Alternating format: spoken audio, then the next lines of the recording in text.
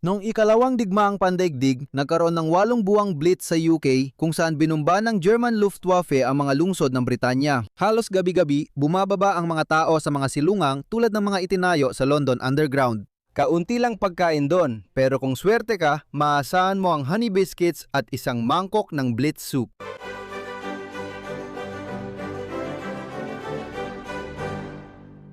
Kamakailan napanood ko ang bagong pelikulang Blitz na idinirect ni Steve McQueen, isang Academy Award winner. Tulad ng pamagat, ang kwento ay sa mga unang araw ng Blitz. Mula Setyembre 1940 at 40 hanggang Mayo 1940 at 41 mahigit 100 lungsod tulad ng Coventry, Liverpool at Birmingham ang binomba. Ngunit pinakamabigat ang sunod-sunod na pambobomba sa London. Dahil dito nagplano ang gobyerno na ilikas ang mga bata mula London at iba pang lungsod papunta sa probinsya para sa mas ligtas na kalagayan. At ito ang nangyayari sa pelikulang Blitz. Ang karakter ni Saoirse Ronan na si Rita ay nagdesisyon na ipadala ang kanyang anak na si George na ginagampanan ni Elliot Hefner sa ligtas na lugar sa kanayunan ng Inglaterra.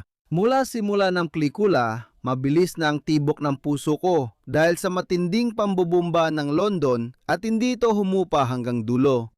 Habang emosyonal at puno ng pag-asa ang kwento ni na George at Rita na gustong magkita muli, ito ay nagaganap sa isa sa pinaka-nakakatakot na panahon ng kasaysayan. Kaya tuwing gabi sa pelikula, habang bumubomba ang mga eroplano ng Aleman sa London, napipilitang magtago ang mga tauhan sa underground shelter para sa kaligtasan nila. Dahil dito, naisip kong itanong, ano ang kinakain nila sa ilalim? Sa simula, kung ano lang ang dala mo.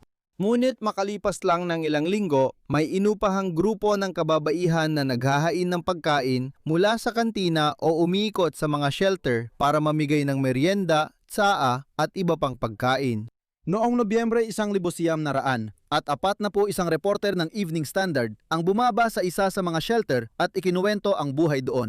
Tsaa, kakao at sopas ang niluluto sa 310 galong kalderong di kuryente. 6 na babaeng tagapaglingkod ang nag-aalok ng pagkain sa shelter. Umiikot bitbit ang tray ng cake, tinapay, mansanas, tsokolate at may abisong presyo sa kanilang uniforme. Sa 6 na pence, nakabili ako ng tinapay, cake, biskwit at tsokolate. Kaya naisip kong gawin ang sopas at biskwit na mabibili nun. Dahil sa rationing nung digmaan na tinalakay ko sa video last month, kailangan ng diskarte sa paggawa nito. Kaya nakahanap ako ng 2 recipe mula noon na makakatulong sa akin.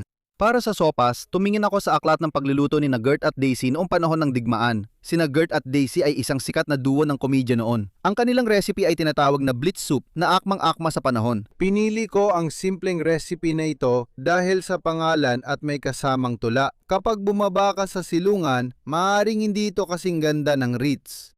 Kung inom ka ng mainit, ligtas ka at pinakamainam inumin ang blitz na sopas. PS, pwede kang gumamit ng kahit anong gulay at madaling dalhin ang sopas na ito sa silungan kung kailangan magtago. Sana hindi mo kailangan magtago. Dahil gulay na sopas ito, bagay sa rasyon kasi hindi ni rasyon ang sariwang gulay at marami ang nagtatanim ito sa Victory Garden sa bahay. Sabi nila, pwedeng gumamit ng kahit anong gulay pero nirerekomenda isang karot, isang nabo, isang leek o sibuyas, leek ang pinili ko, 1 o 2 patatas at ilang buto. Ginamit ko ang buto ng manok dahil marami noon ang may alagang manok at may natira akong manok kagabi. Kaunting kinsay o mga dahon ng kinsay. Sabi dito, 4 na baso ng stock o tubig pero di malinaw ang sukat ng baso kaya gumamit ako ng 6 na tasa ng tubig, 2 kutsarita ng asin, 1 kutsarita ng paminta at 1 kutsarita ng meat o yeast extract. Una, hugasan, balatan at hiwain ang lahat ng gulay mo. Tapos ilagay ang mga ito sa isang kaldero kasama ang asin at paminta, ang mga buto at ang tubig. Pakuluan ito sa mahinang apoy at takpan ng takip. Sabi sa recipe, pakuluan ang gulay ng 1 oras na parang sobra naman, maliban na lang kung sina Gert at Daisy ay may pustiso. Naalala ko ang kasabihan noon ng Ministry of Food, walang bansa ang mas magaling magtanim ng gulay kaysa sa atin, pero siguro wala rin bansa ang mas masahol magluto nito. Pagkatapos pakuluan ang gulay hanggang lumambot, idagdag ang 1 kutsarita ng yeast o meat extract. Haluin at panatilihing mainit ang sopas habang ginagawa ang honey biscuits. Ang reseping ito ay mula sa Ministry of Food, polyeto bilang 21 na pinamagatang Making the Most of the Sugar. Ang polyetong ito ay puno ng mga resipe na kahit hindi ganap na napapalitan ng mahigpit na nirarasyong asukal ay nagpapakita kung paano ito mapaparami gamit ang ibang pampatamis tulad ng pinatuyong prutas, arnibal at pulot, gaya ng gagamitin sa honey biscuits na ito. Kailangan mo ng 75 gramo ng margarina para dito. Iyan ay higit 5 kutsara, 2 kutsara asukal, 2 kutsara pulot, 1.5 tasa o 170 g, plain flour, 2 kutsarita baking powder, 1 kutsarita kanela at kurot ng asin. Unang haluin ang margarina at asukal hanggang maging maganda at makinis ang timpla. Tapos idagdag at haluin ang pulot. Sa isang hiwalay na mangkok, salain ang harina. Pagkatapos ay ihalo ang baking soda, kanela at asin at pagkatapos ay idagdag ito sa pinaghalong margarina at haluin hanggang magsama lang ang mga sangkap. Pagkatapos, ilagay ang masa sa ibabaw ng may harina o sa isang piraso ng parchment at igulong ito hanggang sa maging mga 1 pulgada ang kapal. Mas gusto ko talagang igulong ito sa pagitan ng 2 piraso ng parchment dahil nakakatulong ito para hindi dumikit ang masa sa rolling pin. Pagkatapos igulong, gupitin ang masa sa mga bilog na 2 pulgada, ilagay sa baking sheet at i-bake sa oven sa 350 degree Fahrenheit ng 10 minuto. Sa kalaunan, ang 2 putahing ito ay maaring ipinagbili sa mga silungan sa mga istasyon ng tube, pero dati hindi pa inihanda ang ilalim ng lupa bilang silungan. Hindi ka pa dati pinapayagang pumasok. Noong mga unang araw, pinagbawalan talaga ang mga tao na pumasok sa mga istasyon sa ilalim ng lupa at ipinakita nila ito sa pelikulang Blitz. Kaya napatanong ako, bakit na ba ito nangyayari? Nagsimula ang London Blitz noong Setyembre 7, 1940 ng 364 na bomber ng German Luftwaffe na sinamahan ng 515 na fighter ay nagulog ng mga bomba sa silangang bahagi ng lungsod. Nang gabing yon, nasunog ang East End. Nagliliyab ang tabi ng pantalan. Pinailawan nito ang malaking bahagi ng silangan at timog silangang London. Isa yon sa mga gabing nilamon ng apoy ang London. Habang bumabagsak ang mga bomba, nagmamadaling maghanap ng silungan ang mga tao. Marami ang nantungo sa mga pribadong silungan o underground shelter na inihanda. Ngunit kulang ang espasyo, kaya pumunta sila sa pinakamalapit na underground station. Ngunit pagdating nila ron, hinarangan silang pumasok. Pinigilan talaga sila ng mga pulis na makapasok sa mga istasyon kahit bumabagsak na ang mga bomba. Bakit ito nangyayari? Sa totoo lang, nangyari ito dahil sa isang lalaki na naggangalang Sir John Anderson. Noong Oktubre 1938 nang mukhang di na maiwasan ang digmaan, si Anderson ang inatasang maghanda laban sa air raid. Ang estratehiya niya ay magbigay ng silindro na gawa sa sheet metal na maaring ibaon ng bahagya sa bakuran ng bahay, na tinawag ding Anderson Shelter. Ayos lang ito kung nasa probinsya ka o may malaking bahay na may bakuran. Hindi ito practical para sa karamihan ng mga taga-London na walang bakuran, lalo na sa mahirap na East End. Dahil dito, parang makatuwiran na magpagawa ang gobyerno ng maraming underground na silungan sa lungsod. Tama ba? Hindi kung ikaw si Sir John Anderson na noong 1938 ay nagsabi sa House of Commons na bukod sa mga kahirapan at pagkaantala na kaakibat ng anumang malawakang plano para sa malalalim na bomb-proof na silungan, hindi ako naniniwala na handa tayong baguhin ang buong sibilisasyon natin para pilitin ang malaking bahagi ng ating mga mamamayan na manirahan at panatilihin ang kanilang kakayahang magtrabaho sa isang pamumuhay na parang mga taong kuweba sa ilalim ng lupa. Baka natakot siya na maging lahi sila ng mga taong nunal. Ang totoo, nag-aalala siya na baka mas maging komportable sila sa ilalim ng lupa at hindi na umakyat para magtrabaho, gaya ng pag-apula ng sunog at iba pang gawain. Tinawag niya itong deep shelter mentality. Noong Hunyo, 1940 buwan bago ang pambobomba, sinabi ni Anderson, "Nagpapasalamat ako na hindi natin ipinatupad ang pulisya ng paggawa ng malalalim at matitibay na silungan." Dahil sa teorya ni Anderson na deep shelter mentality, isinara ang mga underground na istasyon nung unang gabi ng pambobomba kaya hindi nakapasok ang mga tao. Pagsapit na ikalawang gabi, naisip ng mga tao bumili ng tiket sa tren na parang sasakay sa araw, bababa sa istasyon at tatangging umalis pagdating ng gabi. At kalaunan, basta na lang pumasok ang mga tao. Nilusob nila ang Liverpool Street Station at bumaba sa ilalim. Isang katulad na sitwasyon ang nangyari noong Setyembre 14 nang 50 manggagawa at ang kanilang mga anak na nawalan ng tirahan sa Stepney, ang lugar kung saan nakatira ang maraming karakter sa pelikula, ay sapilitang pumasok sa isang silungan sa ilalim ng lupa, pero hindi ito isa sa mga silungan ng istasyon ng tren. Sa halip, ito ay pribadong silungan sa Savoy Hotel. Kahit nagsikap ang gobyerno na panatilihin ang mga tao sa ibabaw ng lupa tuwing pambobomba, hindi ito nagtagal. Nagsiksikan kagabi sa mga istasyon ng tren sa ilalim ng lupa ang mga pamilya mula East End na may kumot at mga taga West End na may basket ng tanghalian at mamahaling kumot. Isang babae may 4 na anak at kargang bunso ang nagsabing mahigit 1 linggo na silang pamilya gumagamit ng mga istasyon ng tren sa ilalim ng lupa bilang silungan. Tahimik at komportable dito matapos dumaan ang huling tren, sabi niya. Wala kaming naririnig na baril kaya mahimbing ang tulog namin.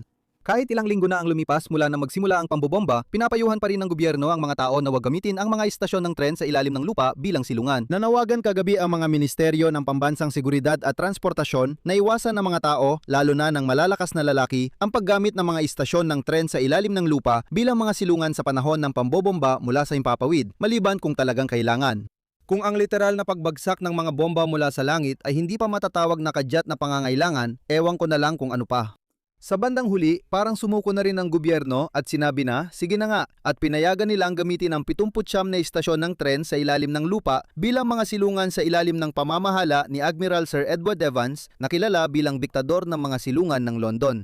Ang 79 na istasyon at maraming silungan na hindi mga istasyon ng tren sa ilalim ng lupa ay inumpisahang ayusin para tuloy-tuloy na gamit. Namhao siya ng silungan para sa lahat. Walang pila, season tickets para sa 1 milyong tao gabi-gabi at init kung kailangan. Oo, season tickets. Kailangan ng ticket para magamit ang mga silungan. Hindi ka basta makakapasok kapag may pambobomba. Ang ticket ay 1.25 penny o mga 50 sentimo sa ngayon, kaya hindi pera ang mahalaga kundi ang pagtiyak ng pwesto at sapat na espasyo para sa lahat sa isang silungan. Delikado na ngayon ang magpatulog ng tao sa riles o matulog sa hagdanan na dati nilang ginagawa. Piniyagan nito ang mga tao na magkaroon ng sariling higaan at malaman ang pwesto nila tuwing may pambobomba. Noong Oktubre at Nobyembre, 1,940 nilagyan ng 3 palapad na higaan, lugar ng inuming tubig at mga palikuran ang mga underground na istasyon ng tren. Malaking pagunlad ito kumpara sa sistema ng timba noong mga unang araw ng Blitz. Dito rin nagsimulang magbenta ng pagkain sa mga silungan dahil nung mga unang araw, kailangan mo magdala ng sarili mong pagkain. Mayroong polyetong inilabas ng Ministry ng Pagkain na nagbigay ng suwestyon tungkol sa pagkain na dapat dalhin sa iyong silungan kapag may pambobomba mula sa himpapawid. Kung maaari, mainit na inumin ang dapat dalhin sa silungan. Kung may vacuum flask ka, lagyan ng mainit na sopas, tsaa o kape. Nakabubusog din ang payak na biskwit na may pasas o tsokolate.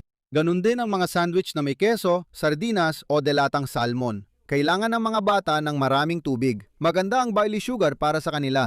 Noong nakaraang taon sa Londres, nakilala ko ang isang Gino na bata pa noong Blitz. Naaalala niyang pinapapasok siya sa Anderson Shelter. Mayroon silang Anderson Shelter. Hindi ito yung nasa ilalim ng lupa, pero ikinuwento niya ang ilan sa mga pagkain na meron sila at sa totoo lang, wala siyang naalalang masarap na pagkain. Ang naalala niya ay kailangan nilang uminom ng cod liver oil at isang tinatawag na viral malt na isang supplement na gawa sa bone marrow. Hindi niya ito gusto. Ngayon, isang bagay na hindi ko naisip nung nagsimula akong mag-research dito ay kung paano mapanatiling malinis sa alikabok ang pagkain. Dahil sa panahong ito, ang mga gusaling ilang daang taon nang nakatayo ay nagiguho. Naglabas ang kagawaran ng pagkain ng polyeto na may tagubilin kung paano protektahan sa alikabok ng bomba. Huwag iwang bukas ang pagkain. Ang makapal na alikabok na bumabagsak matapos ang pagsabog ng bomba ay kadalasang nagpapasama sa pagkain at hindi na ito ligtas kainin. Ang alikabok na ito ay nakakapasok pa sa mga karton at pambalot. Takpan ng anumang pagkain na wala sa kahon o lata gamit ang makapal na tela o panakip laban sa alikabok. Makakatulong din ito na hindi mapasukan ng maliliit na bubog ng salamin. Sa mga unang linggo, responsibilidad mong magbigay ng pagkain na walang alikabok sa air raid shelter. Pagsapit ng Oktubre, sa ikalawang buwan, may mga kantina na pinapatakbo ng 1,000 madiskarteng, praktikal at mahusay na kababaihan. Sila ang bibigyan ng pulang panyo sa ulo, pulang armlet, rubber apron at electric urn. Mula alas 6:30 hanggang alas 9:30 tuwing gabi maghahain sila ng tsa, kakao at kape sa halagang 1 penny bawat tasa magdala ng sariling tasa. At mga cake, tinapay, biskwit, tsokolate, mansanas, meat pie at sausage roll. Mag-ikot sila sa plataporma gamit ang food trolley ng 3 oras at matutulog sa espesyal na higaan mula 9:30 ng gabi hanggang 5 ang umaga. Magsisisilbi sila ng mga inumin at merienda sa madaling araw hanggang alas 7. Pagkatapos ay haharapin ang napakalaking gawain ng paglilinis ng mga kalat. Sa totoo lang, pinakamahalaga ang mga inumin at merienda sa madaling araw dahil maraming tao ang bumababa sa silungan pagkatapos ng trabaho at nananatili roon buong gabi. Kaya kailangan nilang dumiretso pabalik sa trabaho. Kaya kailangan nila ng kahit anong almusal, kahit isang tasa lang ng tsaa o kape. Kaya naman, naglagay ang kagawaran ng pagkain ng maraming istasyon ng kape sa paligid ng iba't ibang silungan. Dumarating ang mga coffee stalls para tumulong sa mga tao sa silungan. Tiyak na may asukal ayon sa sinabi ng kagawaran kanina. Tinitiyak na may sapat na tsaa, asukal at iba pang pangunahing kailangan ang mga coffee stalls na binibili sa karaniwang paraan ng kalakalan. Isa sa mga namamahala sa mga karenderyang ito ng kape kasama ng ilang mga kantina ay isang babae na ang pangalan ay Binibining Edith Gawans at mayroon siyang 1,000 kabataang babae na nagtatrabaho para sa kanya. Nakaberdeng overalls at pulang turbante sila habang nagsisilbi ng kape at tsaa gamit ang mahahabang spout na sarera. Ipinagmamalaki ni Binibining Edith Gawans ang mga ito. Dinisenyo ito ng opisyal ng transportasyon sa London na parang 2 galong pandilig na may mahabang spout. Inaasikaso rin ni na Binibining Edith Gawans at ng kanyang mga kasama ang mga bote ng mga sanggol. Sinisterilize muna nila bago lagyan ng gatas at tubig. Maganda sa mga kantina, nagbibigay ito ng pagkain kahit nasa loob ng silungan ang mga tao. Ang naging problema, nagdulot ito ng presyo sa ilang supply, kaya nagkulang lalo na sa candy at iba pang pangangailangan ng kantina. Ang kakulangan ng matitigas na candy ay dahil sa tumaas na demand at 50% na bawas sa mga minatamis. Ayon sa manager ng malaking gumagawa ng candy, ang kantina at mga tao sa silungan ang pangunahing dahilan. Mapapansin mong halos agad na ubos ang paninda ng karamihan sa mga tindahan ng candy na malapit sa mga silungan kapag nakatanggap sila ng supply. Ito ay dahil mas maraming candy ang binibili ng mga tao sa silungan bilang pantawid gutom. Gustong-gusto ko na tinatawag niya silang mga taong silungan. Sa totoo lang, mas maganda pa ngayon kaysa sa ibang tawag na ginagamit ng ilan para tukuyin ang mga taong gumagamit ng mga silungan. Kami na mga nagsisilong sa Belsize Park Tube Station ay nagngingit-ngit sa galit dahil sa lumabas sa iyong kulum noong Enero 1 na liham na tumutukoy sa amin na mga nagsisilong sa tube bilang mga duwag at mga daga ng silungan. Oo, may bahagi ng populasyon na itinuring na duwag ang mga taong gumagamit ng mga silungan at iniisip na mas mabuting manatili na lang sa bahay at umasa na hindi ito mabobomba. Sa kabutihang palad, tila maliit lang ang bahaging iyon ng populasyon. Dahil habang lumilipas ang mga araw, mas lalo at mas madalas na ginagamit ang mga silungan. Kaya't nagpasya ang gobyerno na gumawa ng mga permanenteng silungan na tinawag na mga malalim na silungan. 10 ang ipinag-utos itayo pero 8 lang ang natapos. 30 metro ito sa ilalim ng lupa at 400 metro ang haba. Kaya ng bawat silungan ang 8,000 tao at may permanenteng higaan, palikuran, medikal na silid at 8 kantina bawat isa. Magsisisilbi ng sopas, sausage rolls, meat pies, cake at maiinit na inumin. Natapos na ang blitz na matapos ang mga silungan kaya karamihan dito ay ginamit na imbakan sa buong natitirang panahon ng digmaan. Noon lamang 1,944 nang muling inatake ng Alemanya gamit ang V1 at V2 na mga rocket na nagsimulang magamit muli ang mga ito. Ang ikalawang bugso ng pag-atake malapit sa pagtatapos ng digmaan ay nagbunsod ng muling pagpapatupad ng programa ng paglilikas ng mga bata mula lungsod patungong probinsya, kadalasan sa mga kamag-anak o kaibigan pero madalas sa mga hindi kilala. Hindi nila kilala ang mga tao pero may nagpapapasok pa rin ng mga bata sa bahay nila. At siguradong napakahirap na desisyon ito para sa mga magulang. Oo, pinananatili mong ligtas sila pero pinapadala mo rin ang iyong anak na tumira kasama ang isang taong hindi mo kilala, hindi mo alam kung gaano katagal at hindi mo rin alam kung andyan ka pa kapag oras na para bumalik sila. Ito ang desisyong kailangan gawin ng karakter ni Saoirse Ronan na si Rita sa simula ng Blitz. Mabuti na lang hindi ko kailangan gawin ito. Kailangan ko lang magdesisyon kung honey biscuits ba o Blitz soup ang uunahin kong kainin. Heto na tayo. Blitz soup at honey biscuits, tulad ng inihain sa mga silungang nasa ilalim ng lupa noong Blitz sa London. Kaya uunahin ko ang Blitz soup na masasabi kong ang bango talaga pero parang halos durog na talaga siya. Ibig kong sabihin, makikita mo pa rin na gulay ito pero sobrang lambot na at yung iba halos naghiwa-hiwalay na. Sige, tikman na natin.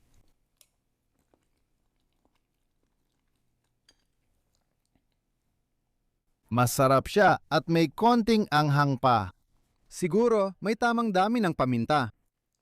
Pero malasa siya. Sa tingin ko, nakakatulong din ang yeast extract. Ayos naman siya. Problema ko yung texture.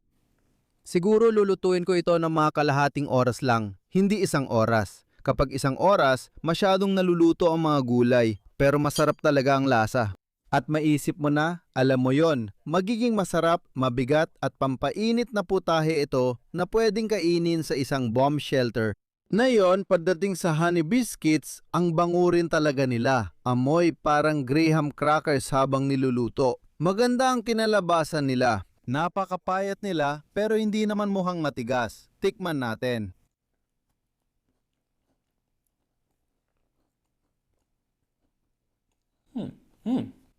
Hindi sila matamis dahil konti lang ang asukal at pulot na ginamit. Dahil doon, mas lumalabas ang lasa ng pulot. Sa tingin ko, pwede ka ring magdagdag ng kaunti pang cinnamon. Banayad ang lasa pero perpekto kapag tinernohan ng tsaa o kakao. At dahil banayad ang lasa nila, ito yung klase ng pagkain na pwede kang umupo lang at kainin ng 20 nang hindi namamalayan. Sa totoo lang, masarap sila at napakadaling gawin. Sulit silang gawin. Sa totoo lang, pareho sa 2 putahe na ito ay sulit gawin. Napakasimple ng gulay na sopas. Simple lang din ang mga ito, pero ito talaga ang lulutuin ko. Ulit, masarap talaga sila. Habang nagre-research ako para sa video na ito at nagbabasa ng lumang diaryo, madalas kong makita ang iba't ibang produktong binebenta para gawing mas komportable ang pananatili sa air raid shelters. Paborito ko yung wall packets para sa shelter, lalo na't mas mahaba ang oras sa air raid shelter kapag maikli ang araw. Mas mabuti kung komportable ito hanggat maaari. Mahalaga ang espasyo, kaya maglagay ka ng wall packets sa shelter mo. Mahalaga ito para paglagyan ng maliliit, ngunit importanteng bagay na napapadali ng pananatili sa shelter. Kita-kits ulit sa next episode ng Tasting History.